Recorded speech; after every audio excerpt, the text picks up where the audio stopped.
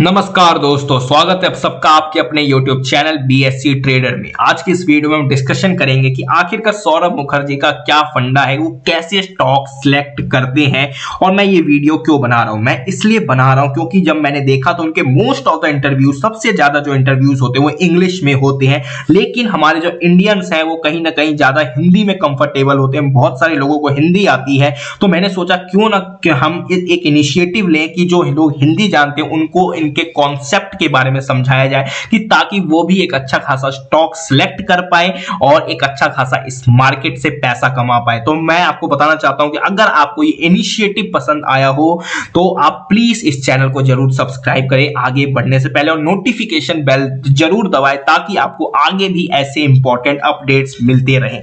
तो अब आगे हम स्टार्ट करते हैं इस वीडियो को। तो पहले हम जानते हैं छोटा सा एक शॉर्ट, मतलब कि उनके बारे में इंट्रोडक्शन क्या है, वो क्या है। तो उनका नाम है सौरभ मुखर्जी। उन्होंने स्टार्ट किया था 1 दिसंबर 2018 में मार्शलस इन्वेस्टमेंट मैनेजर आफ्टर, मतलब सेबी का उनको रजिस्टर, मतलब कि सेबी के अकॉर्डिंग उनको मिल गया था राइट क्लिक कि वो आगे अब अपना ये फंड मैनेजर स्टार्ट कर सकते हैं, फंड मैनेजर का काम।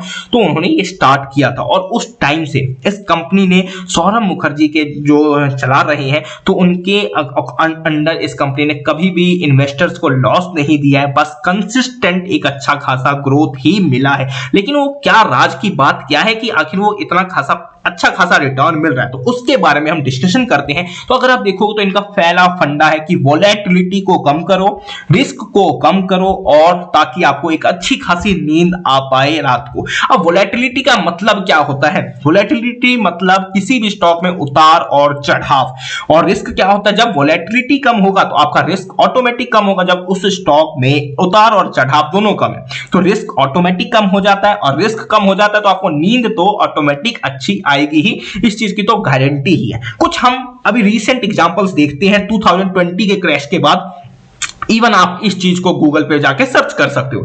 अगर हम बात करें एशियन पेंट्स के बारे में, एशियन पेंट्स देखोगे तो कितनी अच्छे तरीके से गिरा होगा, सारे स्टॉक्स गिरे, लेकिन एशियन पेंट उसी अच्छे तरीके से बाउंस बैक किया, ठीक है। लेकिन वहीं पे कुछ स्टॉक्स देखोगे जिनमें वोलेटिलिटी बहुत ही ज्यादा है, जैसे छोटे बैंक्स देखें, बंधन बैंक, आरबीएल बैंक, ये स्टॉक्स आज मतलब कि अपने प्री कोविड लेवल्स पे भी पहुंच नहीं पाए। ये स्टॉक मार्केट डबल ट्रिपल हो चुकी है, लेकिन ये स्टॉक वहीं के वहीं पड़े हुए। तो अगर आप देख सकते हो, जब ऐसे स्टॉक में आप रहोगे तो वोलेटिलिटी तो हाई, और आरबीएल बैंक कुछ दिनों पहले ही 20% करेक्ट हुआ है। जब इतनी ज्यादा वोलेटिलिटी होगी तो रिस्क तो ऑटोमेटिक बढ़ गया आपका, और रिस्क जब बढ़ गया तो आपको नींद कैसे अच्छी आएगी। तो इनका मेन फंडा यही है, वोलेटिलिटी कम करो, रिस्क को डाउन करो, और ताकि आपको अच्छी नींद आ पाए। और वही आपने बोला, आप ये सोच रहे यार ये तो बैंकों की बात कर दी आपने, मतलब बैंक, मतलब कि मैंने बैंक को कंपेयर किया और पेंट सेक्टर को कंपेयर किया। लेकिन अगर बैंक से बैंक को ही कंपेयर किया जाए, एचडीएफसी बैंक ले लो आप, और वही हम बैंक ले लेते आरबीएल बैंक, बंधन बैंक, आप कंपेयर कर सकते हो।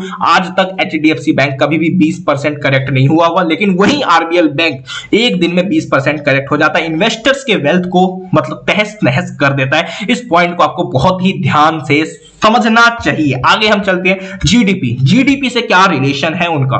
वो बोलते हैं कि हम उन्हीं शेयर को खरीदते हैं, उन्हीं शेयर को बाय करते हैं जिनका जो टॉप लाइन है, टॉप लाइन मतलब रिवेन्यू मान सकते हो आप, रिवेन्यू मिनिमम 15% से पर ईयर इंक्रीज हो रहा है। अब जीडीपी से इसका रिलेशन क्या है? जीडीपी अगर आप देखोगे तो जीडीपी जो है वो हमारा 8% 7% के आसपास इंक्रीज हो रहा है मान लेते हैं। तो अगर ये कंपनी 15% के आसपास इंक्रीज हो रही है तो हमारे देश से, हमारी कंट्री से डबल स्पीड पे ग्रोथ कर रही है। तो ये ऐसी ही कंपनीज को सिलेक्ट करते हैं जिनका ग्रोथ हमारी कंट्री से डबल हो, मतलब कि हमारी कंट्री 1x स्पीड पे चल रही हो, तो ये हमारा मतलब ये जो स्टॉक्स हैं वो 2x स्पीड पे अपनी ग्रोथ कर रहे हो। तो आई होप इसका मतलब समझ आया होगा कि जीडीपी का क्या फंडा है। अगला फंडा है मार्केट शेयर।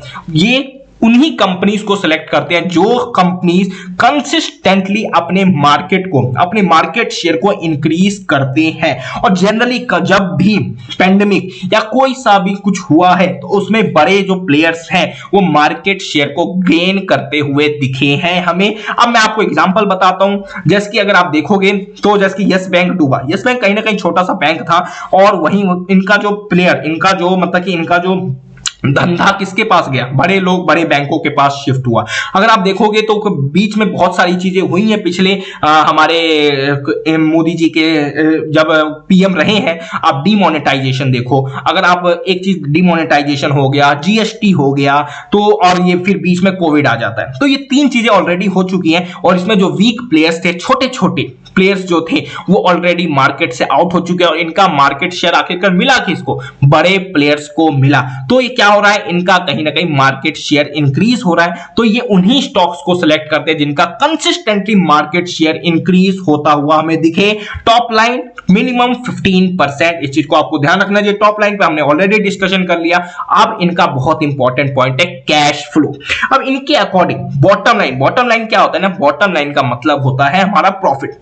इनके अकॉर्डिंग ये बॉटम लाइन जैसे कि हम देखते कि पैट कितना है, प्रॉफिट आफ्टर टैक्स किसी कंपनी का कितना है, वो हम चेक करते हैं। लेकिन ये क्या चेक करते हैं कि आखिरकार उस कंपनी ने कैश फ्लो कितना जनरेट किया। अब ये कैश फ्लो का मतलब क्या होता है, बहुत सारे लोगों को समझ नहीं आता होगा। Cash flow, free cash flow मतलब क्या, आपने सब कुछ धंधा कर लिया, सब कुछ मतलब आपने टैक्स भी दे दिया, आपने इंप्लॉयज को भी दे दिया, आपने किराया भी दे दिया, आपने बिजली का बिल भी दे दिया, सब कुछ दे दिया। अब जब आपके पास पैसा जो बच रहा है कुछ, अब उस पैसा जो खाली पैसा है वो कहीं पे भी आप खर्च कर सकते हो। वो जो पैसा बच रहा है उसे हम कहीं ना कहीं फ्री कैश फ्लो कहते हैं और ये जनरली उसी चीज को कंसिडर करते हैं। ये बॉटम लाइन में कभी भी पैट को, प्रॉफिट आफ्टर टैक्स को नहीं देखते हैं, ये देखते हैं कि उसका हमारा कैश फ्लो कितने परसेंटेज पे इंक्रीज होता हुआ दिख रहा है, ईयर इन ईयर, एक साल में कितना इंक्रीज होता हुआ दिख रहा है। और कोई सी भी कंपनीज को जब ये खरीदते हैं तो उनमें ये चेक करते हैं मिनिमम 25% का कैश फ्लो इंक्रीज होना चाहिए। टॉप लाइन रिवेन्यू मतलब 15% और कैश फ्लो मिनिमम 25% के आसपास। ये चीज ये बहुत ही कंसिडर करते हैं, जिसको आप भी कंसिडर करोगे तो आप बहुत ही अच्छा खासा पैसा इस मार्केट में पैसा कमा सकते हो। आगे हम कुछ कंपनीज देखेंगे, एशियन पेंट्स, टाइटन और पेज इंडस्ट्री। सबसे इंपॉर्टेंट बात, एशियन पेंट्स ने अपने पिछले 10 सालों में कैश फ्लो को 10x किया है। ठीक है, मतलब एक रुपए था, मैं एग्जांपल ले रहा हूं, मान लो इनका जो कैश फ्लो 1 रुपए का था तो पिछले 10 सालों में इनका जो कैश फ्लो अब है 10 रुपए का हो चुका है। अगर वहीं अब टाइटन की बात करें तो इन्होंने अपने कैश फ्लो को 20x कर दिया है, 20 गुना बढ़ा दिया है पिछले 10 सालों में। अगर वहीं आप पेज इंडस्ट्रीज को देखोगे तो पेज इंडस्ट्रीज ने अपने कैश फ्लो को 20 to 25x कर दिया है पिछले 10 सालों में। और ये कंपनीज का ट्रैक रिकॉर्ड देख लो, कोई सी भी ऐसी कंपनी नहीं मिलेगी कि जिसमें आपको रिटर्न नहीं मिला हो। इनका कैश फ्लो भी बढ़ा है, टॉप लाइन भी बढ़ा है और ये इनका शेयर प्राइस भी इंक्रीज होता हुआ दिखा और एक अच्छे खासे लोगों को करोड़पति बनाते हुए ये स्टॉक्स दिखे हैं हमें पिछले बीते हुए टाइम में। तो ये उनका कुछ ना कुछ गाइडेंस था जिससे हिसाब से वो स्टॉक सिलेक्ट करते हैं, जिसको मैंने आपके सामने प्रेजेंट करने की कोशिश की है। तो अगर आप शॉर्ट में देखें तो कैश फ्लो मिनिमम 25% से इंक्रीज होना, 25 ले लो, 25% year in year, top line 15%, market share constant increase होना चाहिए, लगातार बढ़ता रहना चाहिए। मतलब ऐसे कंपनीज को खरीदो जिनका मार्केट शेयर बढ़ सकता है। जीडीपी से हमने दुगना देखा, स्लीप मतलब रात को अच्छी नींद आनी चाहिए, रिस्क कम होना चाहिए, वोलेटिलिटी बहुत ही कम होना चाहिए। तो ये कहीं ना कहीं उनका स्टॉक सिलेक्शन है जो कि मैंने आपके सामने प्रेजेंट किया है। अगर ये आपको वीडियो अच्छी लगी, वीडियो को प्लीज लाइक करें। ऐसी वीडियोस को बार बार देखने के लिए चैनल को जरूर सब्सक्राइब करें। Thank you for watching this video.